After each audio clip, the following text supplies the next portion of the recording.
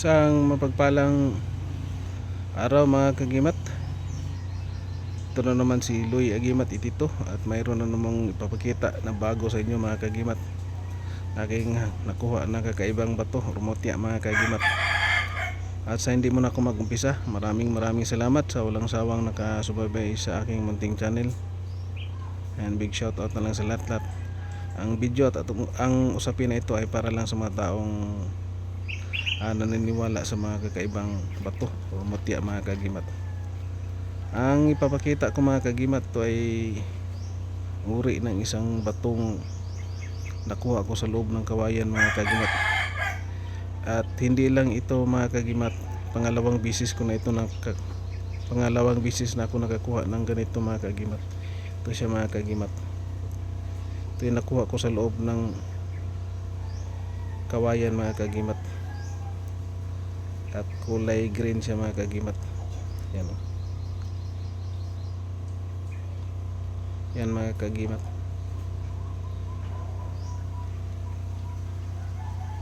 Maliit lang siya masyado mga kagimat. Puro makintab mga kagimat. Yan o.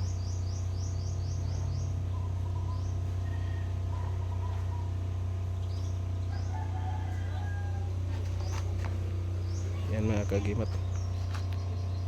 Yan. Batong nakuha sa loob ng kawayan mga kagimat. At sinasabi nila ang mutya ng kawayan mga kagimat ay mainam talaga yan sa mga kagimat, hanap buhay.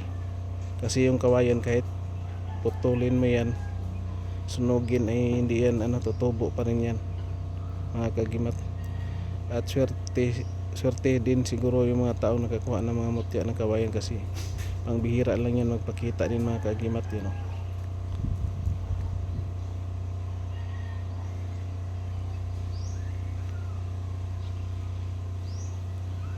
Pagkalawang bisis ko na nakakuha ako ng bato sa loob ng kawayan mga kagimat.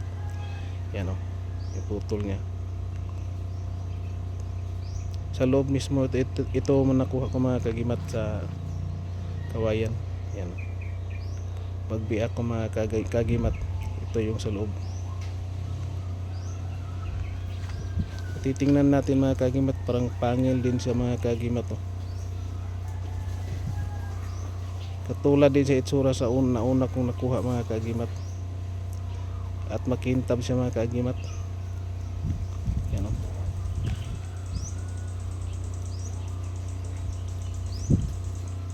Mutya ng kawayan. Ito tinatawag na mutya ng kawayan mga kagimat kasi sa loob ng kawayan mismo nakuha mga kagimat. Yan o. Yan.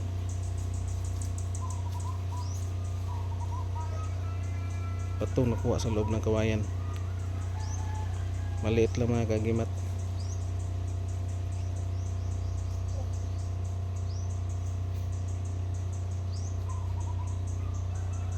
And thank you for watching, and please like, share, comment, and subscribe mga kagimat. And God bless ating lahat mga kagimat.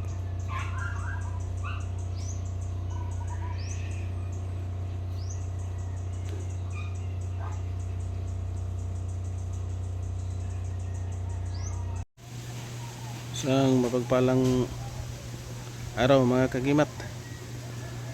At ito na naman si Luy Agimat Itito.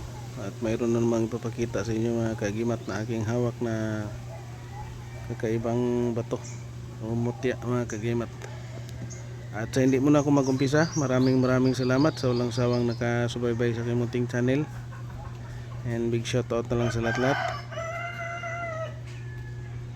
At ang video at ang usapin na ito ay para lang sa mga taong naniniwala sa mga kakaibang bato o mutya ng kalikasan mga kagimat. Pasintabi na sa hindi naniniwala mga kagimat. Ito ipapakita ko mga kagimat ay mga totoo talaga mga mutya mga kagimat. At hindi lang basta na sabi-sabi lang. Ito ay makita nyo sa dalawang mata mga kagimat. May ganito talagang mutya mga kagimat. Ang ipapakita ko mga kagimat na ito ay ang original na mutya ng nyug, nakuha galing sa loob ng nyug mga kagimat. Ito mga kagimat, ito'y original na mutya ng nyug na nakuha mismo sa loob ng nyug. Para din siyang, kung titingnan natin siya mga kagimat, para din siyang nyug. Pero ang kaibahan nito mga kagimat, nagiging na siya, giging bato na siya mga kagimat. Yan. Ito ang original na nyug, nakuha galing sa loob ng nyug mga kagimat. Yan mga kagimat, at walang sira mga kagimat. Yan, buo, parang bao siya na buo mga kagimat. Kagandahan nito, libo, ano siya, wala talaga siyang ano, butas mga kagimat o ano, solid na bato mga kagimat. Ito yung parang bao siya mga kagimat na maliit, kaya tumitigas na mga kagimat. Itong original na mutya ng nyug mga kagimat. Ayan. At hindi lang sabi-sabi, ang sabi ng mga karamihan mga kagimat, lalo na yung mga may hawak na mga mutya, sabi hindi daw ipapakita, kaya maano daw, hindi na daw gagana yung visa. Totoo yan mga kagimat, pero sa moderno na nga panahon ngayon, mas ano kami ni tatay na ipapakita talaga yung totoo, kasi marami nang gumagawa ng sabi-sabi na mutya ng nyug na picture, at sabi mutya daw ng nyug.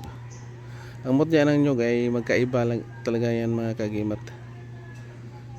May kapariho siyang mutya ng nyug, pero hindi siya magkapariho yung itsura mga kagimat. Depende na yan mga kagimat. Pero karamihan sa mutya ng nyug ay maganda talaga mga kagimat, at perfect yung hugis mga kagimat, hindi yung ano mga kagimat. Yan, mutya ng nyug galing sa loob mismo mga kagimat. Ito ay personal na gamit ng isang kaibigan mga kagimat.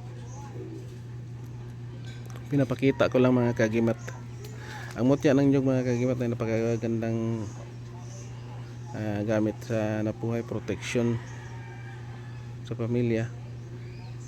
Yan mga kagimat, maraming dala ito mga kagimat, at bihira lang talaga mapakita ito mga kagimat, kasi yung nyug galing sa yung maliit pa, tawag tuputot, hanggang sa maging lagas yung mga kagimat, yung tuyo na mga kagimat. 3 months lang yan mga kagimat, kaya madali lang masyado, kaya bihira lang talaga makakuha ng mutya ng nyug. Yan ay napaka-rare na mga klaseng mutya mga kagimat, at napakaswerte sa mga nakahawak nito mga kagimat. Mutya ng nyug na bato nakuha sa loob ng nyug mga kagimat.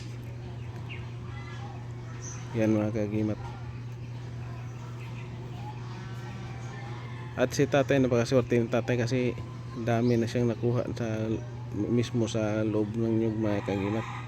Ito pinapakita ko lang, hiniram ko lang ito mga kagimat, para lang papatunayan na mayroon talagang mga ganitong klaseng mga mutya mga kagimat na galing sa loob ng nyug, at rare siya mga kagimat. So, titingnan natin, yan, parang bao siya mga kagimat. O mayroon siyang ano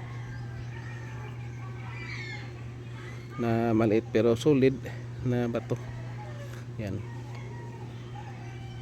yan mga kagimat. At ito lang muna yung share ko na bago kong video mga kagimat, and thank you for watching, and please like, share, comment, and subscribe, and God bless ating lahat mga kagimat.